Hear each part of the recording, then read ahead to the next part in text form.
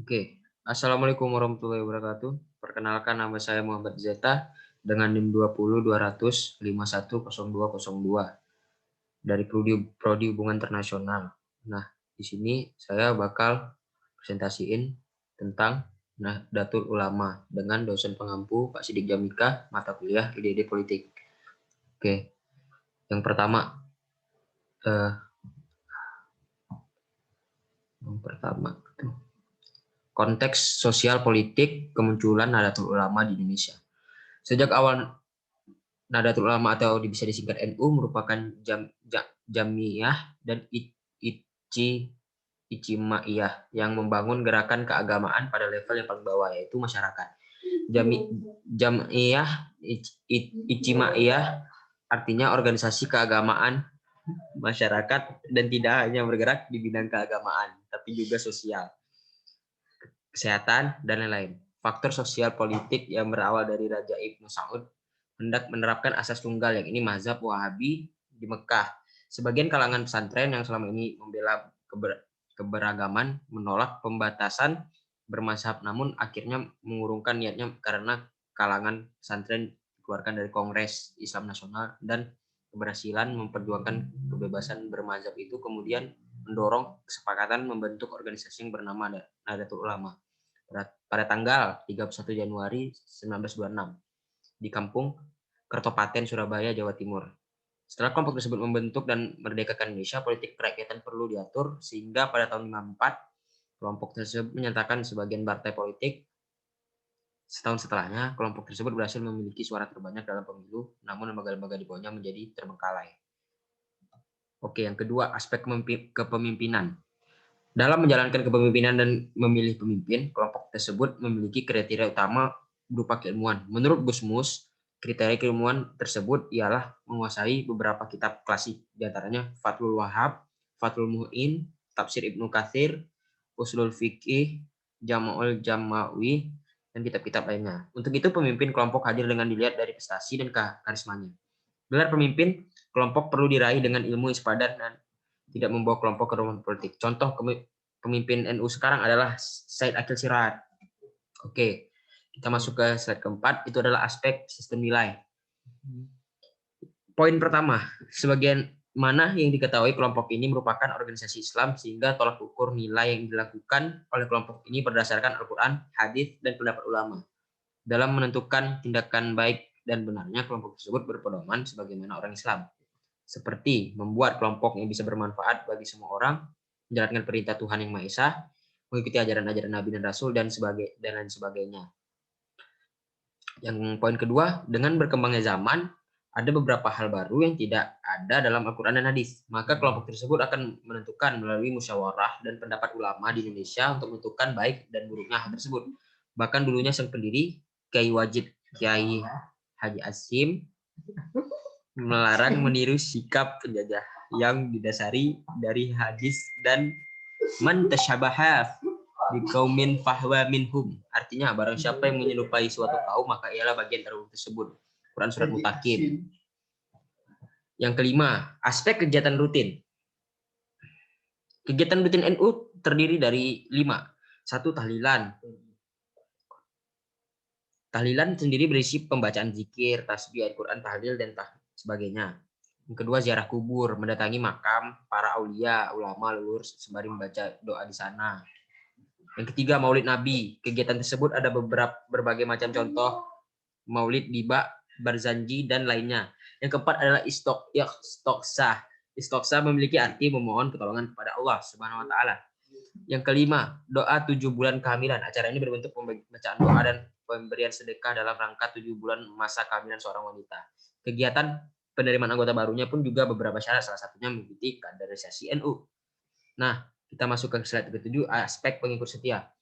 KH Hashim Muzadi pernah menyatakan bahwa warga NU sekitar 60 juta. Akan tetapi, Gus Dur menaksir lebih banyak. Lebih dari 50% orang Indonesia adalah warga NU. Jadi sekitar 120 juta. Itu menurut survei Indobarometer, menyebutkan sekitar 70% mengaku warga Nahdliyin.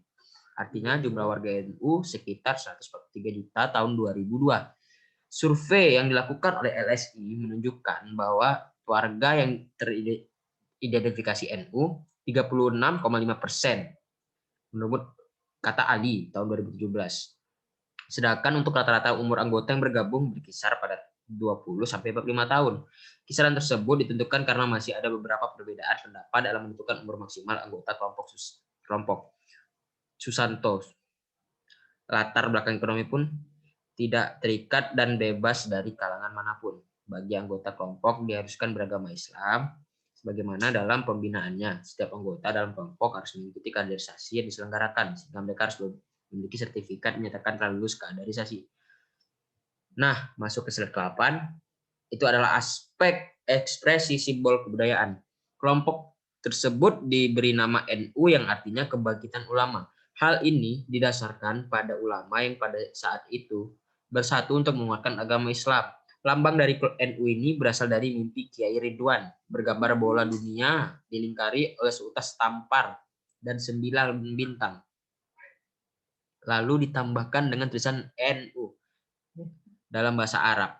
Selain itu, masing-masing dari lambang tersebut memiliki arti, yaitu tambang melambangkan agama.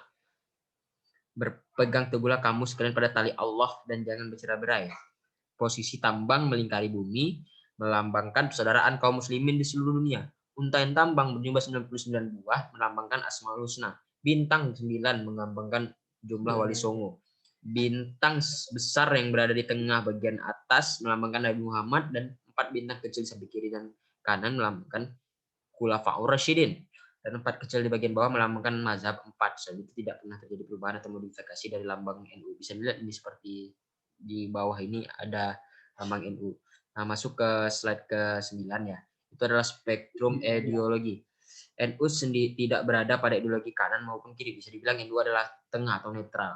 Nah, yang kedua, jika dilihat dari lambang gambar di bawah ini, NU berada pada center right. Karena NU tidak memaksa keinginan seperti radikalisme atau far right yang mengharuskan Islam di seluruh Indonesia. NU lebih menerima segala perbedaan dengan harapan masyarakat mau belajar Islam juga. Oke, kita masuk ke 10. Itu adalah faktor pendukung keberlangsungan. Jumlah warga NU atau basis pendukung diperkirakan mencapai 40 juta orang, seperti yang saya jelasin tadi. Dari berbagai profesi. Mereka memiliki kohesivitas yang tinggi karena mereka secara sosial ekonomi memiliki masalah yang sama. Selain itu mereka juga sangat menjiwai ajaran Ahlus Sunnah wal Jamaah. Umumnya NU ini masuk di dunia pesantren, pusat pendidikan rakyat di cagar budaya NU. Nah, masuk yang ke-11 itu adalah faktor penghambat keberlangsungan. Basis pendukung NU ini mengalami pergeseran sejalan dengan pembangunan dan perkembangan industrialisasi. Warga NU di desa banyak yang bermigrasi ke kota memasuki sektor industri. Jika selama ini basis NU lebih kuat di sektor pertanian, perdesaan, maka saat ini pada sektor perburuhan di perkotaan juga cukup dominan. Oke, yang ke-12, prospek 5 tahun ke depan dari NU ini. NU diharapkan mampu memberikan problem solving terhadap persoalan-persoalan yang tengah dihadapi bangsa seperti persoalan ekonomi, sosial, politik, dan pendidikan. Yang kalau tilik sejarahnya, perkembangan bangsa Indonesia, NU tidak pernah absen untuk selalu aktif, berperan bersama-sama dalam menyelesaikan persoalan yang tengah dihadapi bangsa. Setidaknya NU keadaan apapun, bagaimanapun harus diposisikan sebagai jamiah diniyah yang memiliki kepedulian bagi semua pihak. Dengan ungkapan lain NU, untuk NU, kebangkitan ulama, pada dasarnya untuk membangkitkan dan mengentaskan umatnya dari segala kesusahan dan kemelaratan. Oke, sekian dari presentasi saya. Semoga apa yang saya sampaikan bisa dapat teman-teman ingat dan teman-teman pahami. Terima kasih. Assalamualaikum warahmatullahi wabarakatuh.